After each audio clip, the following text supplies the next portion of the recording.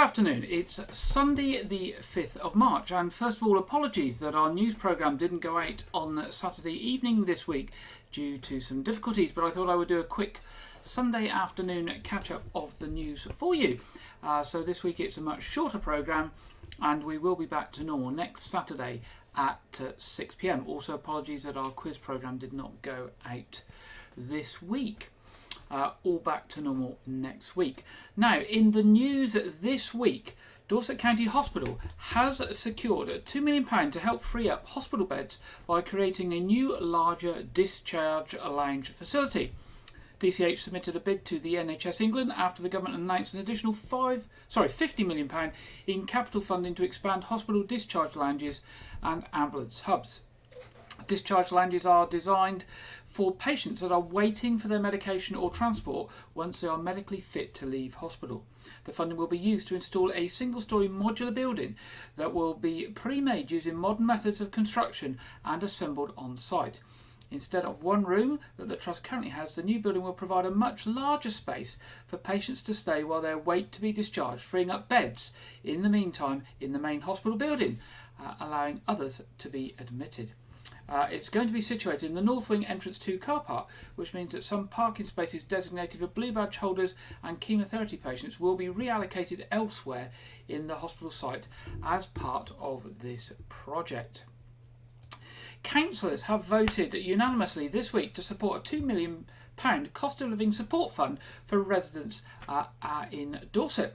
The £2 million will be funded from the council's reserves.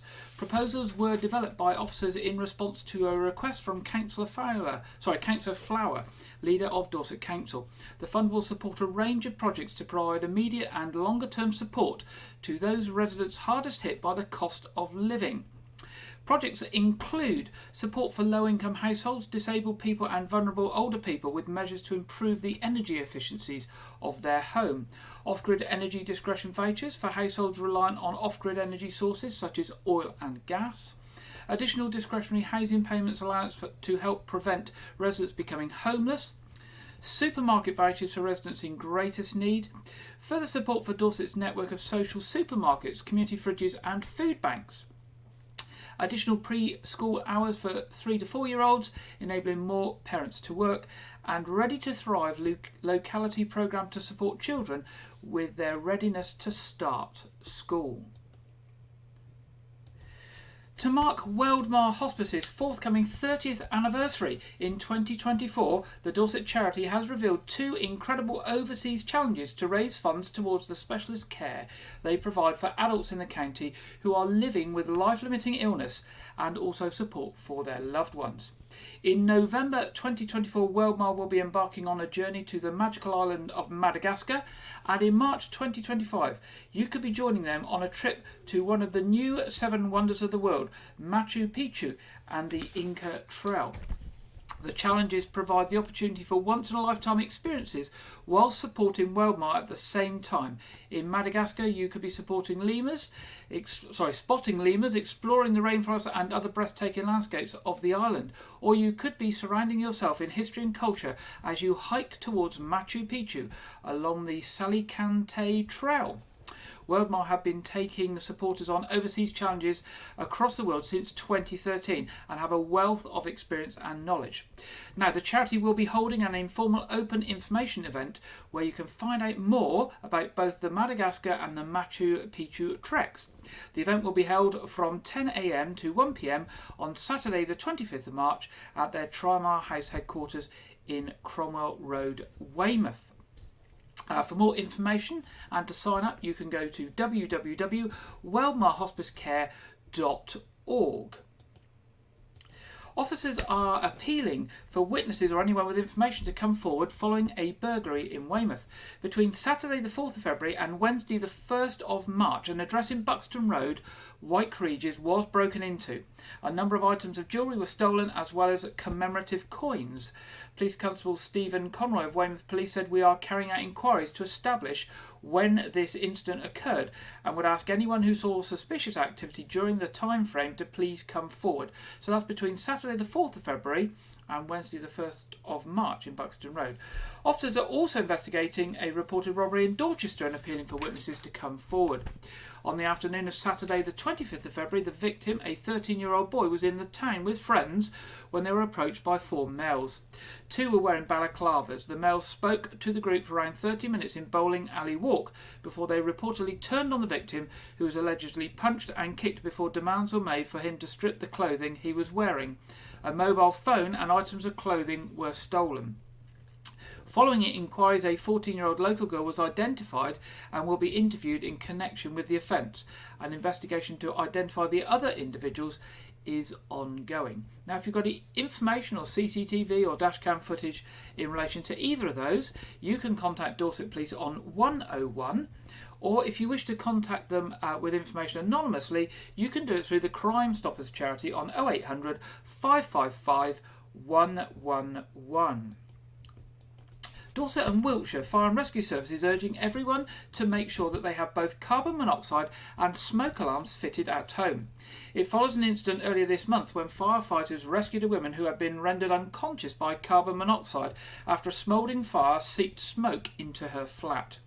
Carbon monoxide is produced by the incomplete burning of carbon-based fuels, including gas, oil, wood and coal.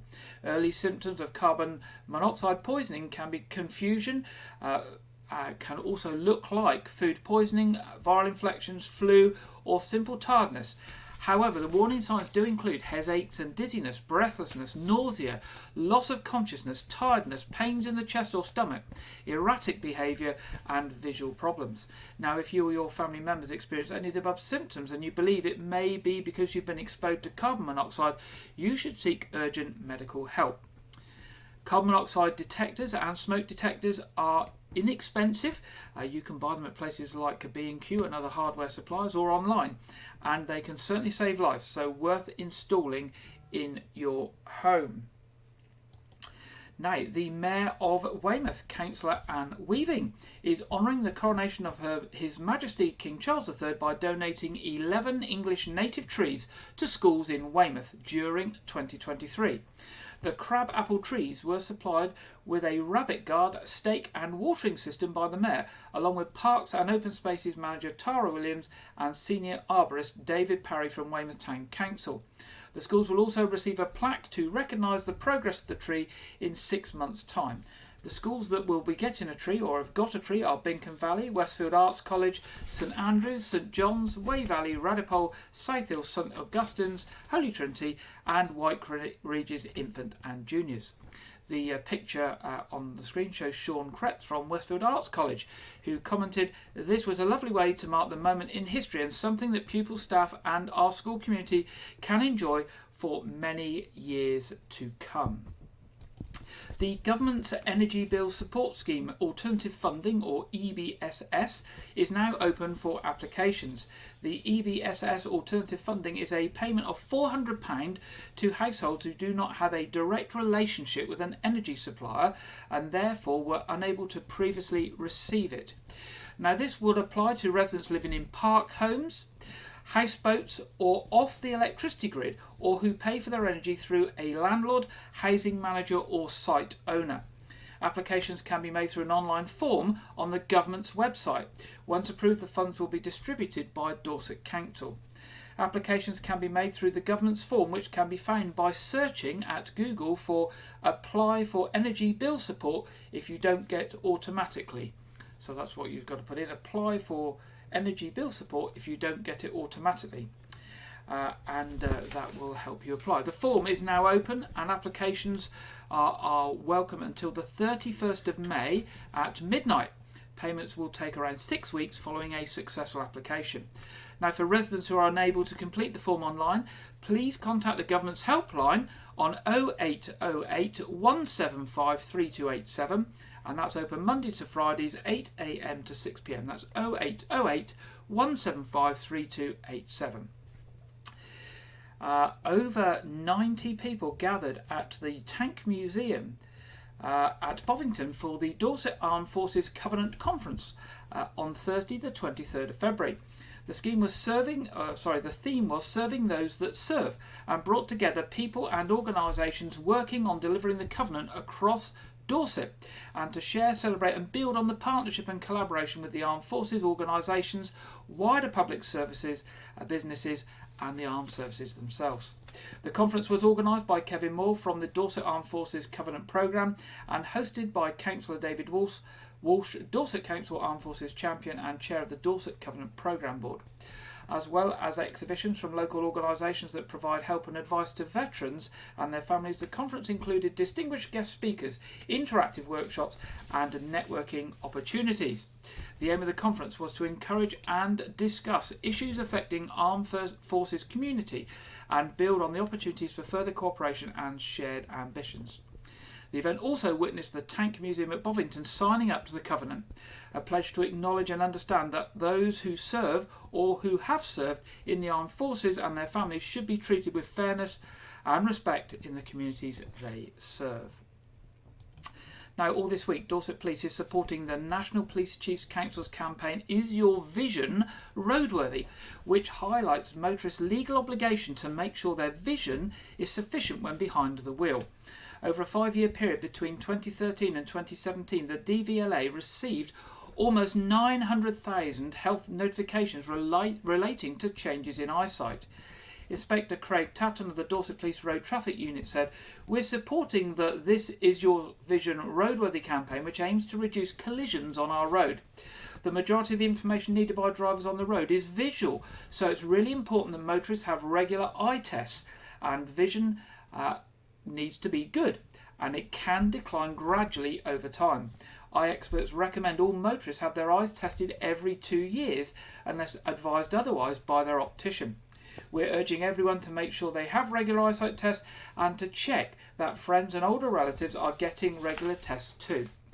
Anyone wishing to know more about the legal eyesight standards for motorists is invited to attend Is Your Vision Roadworthy, a webinar at 2 p.m. on the 14th of March. Now, to register for this free event, which is hosted by TV and radio presenter Valerie Singleton OBE, visit visionanddriving.info. That's visionanddriving.info. It's a webinar on the web, 2 p.m. on the 14th of March 2023, led by Valerie Singleton.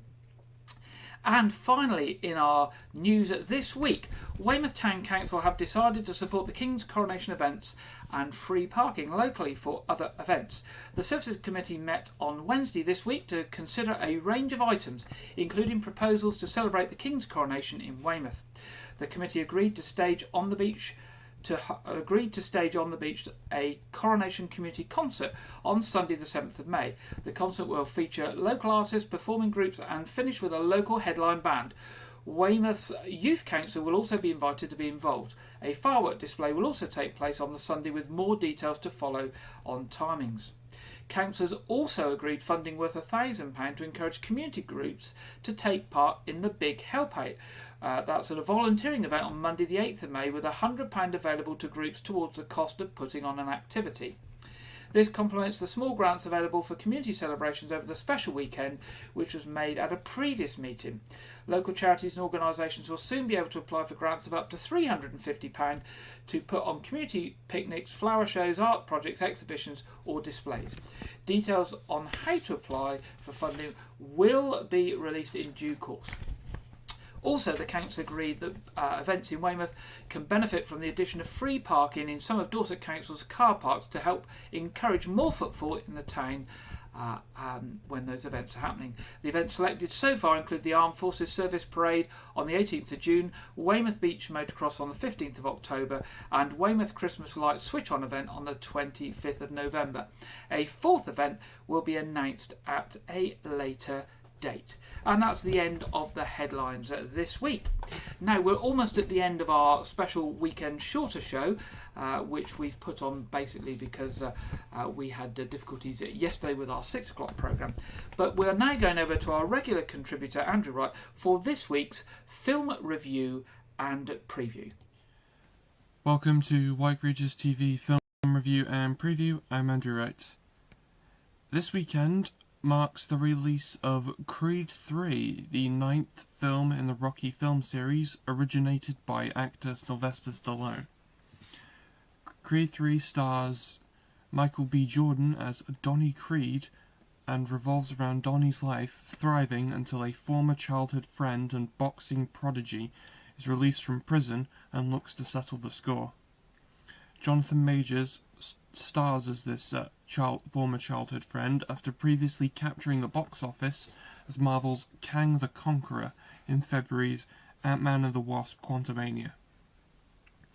The film is also directed and produced by actor Michael B. Jordan, with the film serving as his directorial debut, influenced by several major anime series. The film is also notable for being the first film in the Rocky film series to not feature Sylvester Stallone as an actor, although he is still credited as a producer. But to what degree he was involved remains unknown due to his current issues with other producers of the franchise. The film so far has over 90% positive reviews, who's praising Major's performance and Jordan's directing. The film is in cinemas this weekend, courtesy of Warner Bros. Pictures UK. It has been announced that BAFTA Best Film winner All Quiet on the Western Front will be given a home video release this April.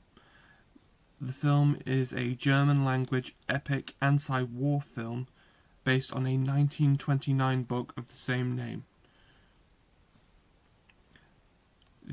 The film was released on Netflix last October to 90% positive reviews from critics and has won 7 BAFTAs and has 9 pending Oscar nominations.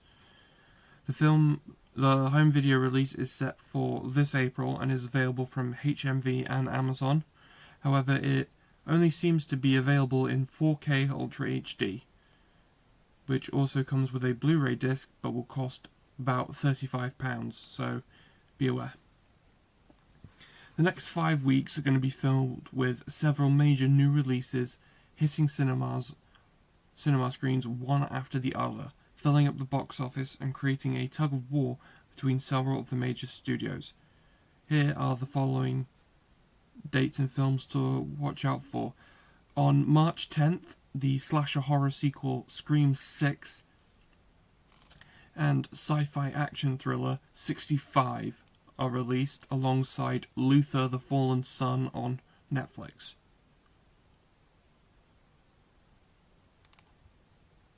Although Scream 6 and 65 are in cinemas.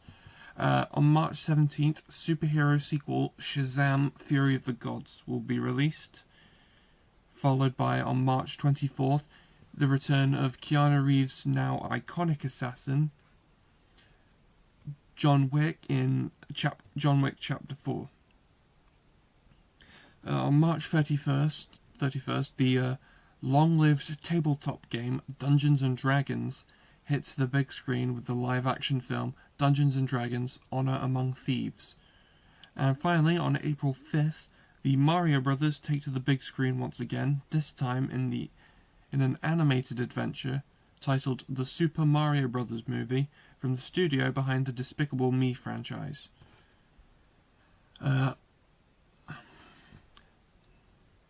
That's all I have for this week, but be sure to check back next week where I will preview Scream 6, 65, Luther the Fallen Sun, and the Oscars Awards ceremony taking place next Sunday in the US. Now back to Gary in the studio.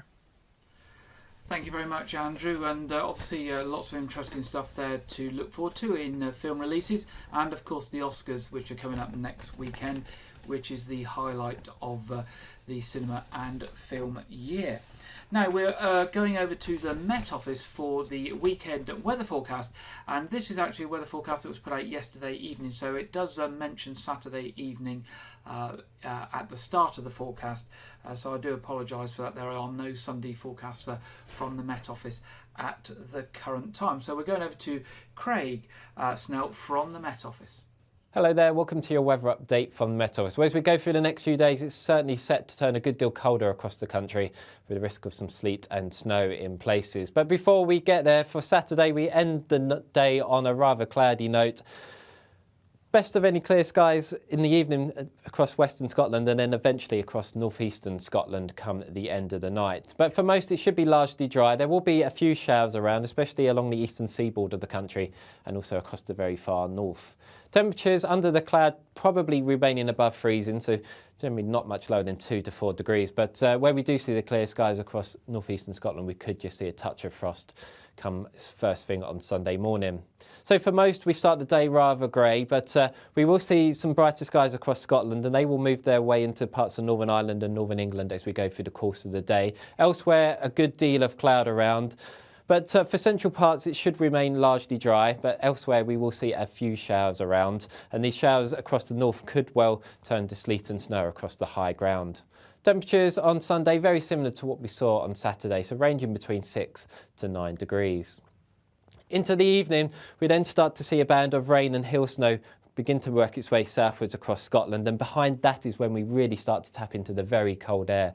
So anything falling from the sky after this band of rain will be falling as sleet and snow, so we could start to see some disruption first thing on Monday morning across the very far north of the country. To the south of it, a colder night then of late with a mixture of clear spells and a few showers that may just allow a touch of frost in a few spots. So Monday across the south, generally a day of sunny spells and a scattering of showers.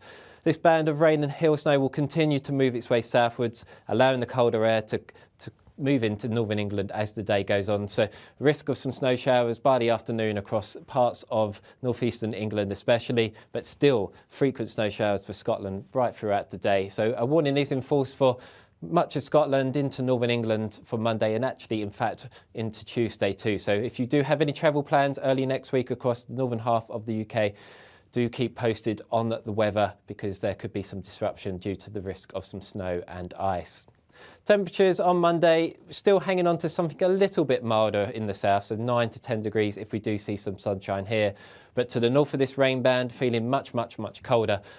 Potentially feeling sub-zero, I suppose, in some parts of Scotland, especially if you are exposed to that wind and in a snow shower. So then going forward in towards Tuesday and Wednesday, the cold air seeps its way southwards across the whole country, but then at the same time some milder air begins to move in from the southwest. So where this boundary meets, we could potentially see a mix of rain, sleet and snow across some southern districts of the UK. Some uncertainties on exactly where this is going to happen, and we'll firm up on the details as we get nearer the time, but we could potentially just see some disruption across the south for a time middle of the week. So in summary, next week generally is going to be a cold one for all of us, certainly probably one of the coldest weeks of the year so far. Risk of some snow and ice across the country, chiefly across the north and the east at first. But as I mentioned, we could see some snow across the south at times in the middle of the week. And where that does happen, we could see some disruption. So you can always keep up to date on the warnings and the weather story through our website or through our app. And we'll always be updating with the latest information on our social media channels too. But that's all from me. Take care, and I'll see you again soon. Thank you very much there, Craig. And as Craig said, the weather is a bit unpredictable this week. It's certainly going to be colder. But we may see some sleet and snow across the south of the UK, depending on where those warm and cold fronts meet. But certainly colder, certainly more moist in the air, and be prepared for changing weather this week. Now, briefly touching with some what's on information. Weymouth Pavilion, 8th of March, that'll be the day. 11th of March, Some Guys Have All the Luck. 12th of March, Jim Davidson. 17th of March, Weymouth Strictly Ballroom. 19th of March, Sunday Night Comedy with Andy Parsons. 22nd of March, Dreamcoat Stars. That's all musicals from Joseph and the Amazing Colour Dreamcoat. 23rd of March, Lost in Music. 24th of March, Jimmy Carr Terribly Funny. Pavilion box office 01305 783 225 or online at weymouthpavilion.com. Now, the next big event at the Noath Fort is the Springtober Beer Festival on Saturday, March the 11th. That's next Saturday. A selection of Dorset best beers, foods and music to be celebrated. The event runs from 4 p.m. to 10 p.m. and will be accompanied by Cernabas Brewery, which is bringing a variety of Dorset's very best beers for attendees to try, and also Dorset Food Co. will be there. There'll also be an umpire band to make it that traditional sort of beer festival atmosphere. Polkas, waltzes, drinking tunes combined with British pop and other well-known songs. And the No Fault will also be showing the England versus France Six Nations Rugby Championship kicking off at 4:45. Tickets are on sale now. They are £1.50 for a special glass and £10 to get into the event. And if you go to the No Fault website at www.nothought.org.uk and look under news and events, you can book your tickets online. And the other thing coming up at the No Fault is the Science Day on the 19th of March and the Wedding Fair on the 26th of March. Now that brings us towards the end of this week's much shorter and delayed programme. Just to explain, unfortunately we were unable to go out with our news programme and a quiz on Saturday evening, so we've done this weekend catch-up news. We will be back, hopefully, regular times next Saturday of 6 p.m. for our news and 7:30 for our quiz. And apologies again for those of you that missed those regular programmes this week. We're also about to put up the latest version of A Year Gardening with Clive Gray, the March version, so do watch out for that. There we go. That's all we've got for you this week. Remember, we're always here. We always want to hear from you with your news, your events, any activities you're organising or fundraising you're doing. Drop us a line at news@wykeregis.tv and we would love to hear from you. So until next Saturday at 6 o'clock, good night. Enjoy your rest of your weekend and the weekend ahead, and wrap up warm and be prepared for that change in weather.